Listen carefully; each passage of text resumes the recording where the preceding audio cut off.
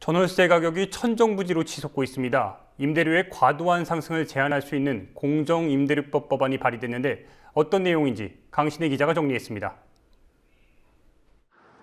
전월세 대란이 날이 갈수록 심해지는 가운데 이를 해결하기 위한 법안이 발의됐습니다.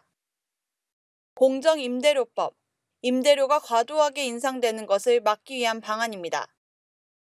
지난 6일 박원석 정의당 의원이 대표 발의한 공정임대료법은 전세나 월세 등 임대료 산정을 공정하게 할 수 있도록 하자는 것이 핵심 내용입니다.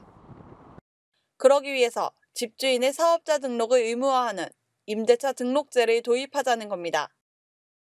현행 임대사업법은 사업자 등록을 하도록 하고 있지만 강제 규정은 아닙니다.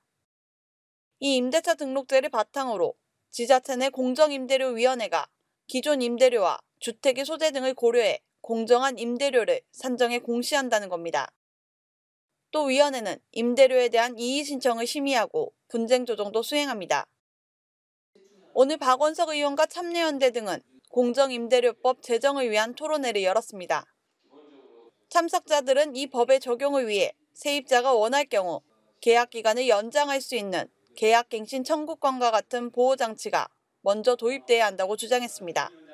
근데 이것도 전제가 되는 게 뭐냐면 임대차가 갱신돼야 돼요. 임대차가 끝나버리면 임대인이 이 조정에 응할 이유가 뭐가 있겠어요? 일단 끝났는데. 가장 중요시되는 것은 바로 갱신 청구권이 혹은 갱신이 인정이 되어야 된다라는 것이고요. 만약에 그런 갱신이 전제되지 않는다면 실제로 이 공정임대료의 문제는 사실은 정말 가이드라인으로 딱 제시하는 수준에서 벗어나지 못할 것 같다. 현재 세입자에게 2년 동안 임대 기한을 보장해주고 이 기간에 집주인이 임대료를 올릴 경우 5% 한도를 두고 있습니다. 하지만 계약이 만료되면 갱신을 할 수 없기 때문에 새로 계약을 해야 합니다. 이 경우 임대료 상승에 대한 제한이 없습니다. 만약 집주인이 임대료를 대폭 올린다면 이를 만족시키지 못하는 세입자는 쫓겨날 수밖에 없는 처지입니다. 새정치민주연합 문재인 대표는 어제 교섭단체 대표연설에서 전월세 상한제를 실시하고 계약갱신 청구권을 도입해 주거비 부담을 완화해야 한다고 말했습니다.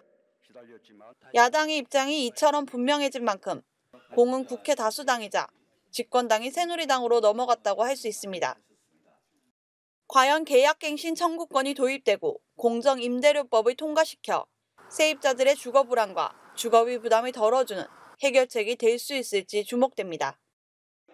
국민TV 뉴스 강신혜입니다.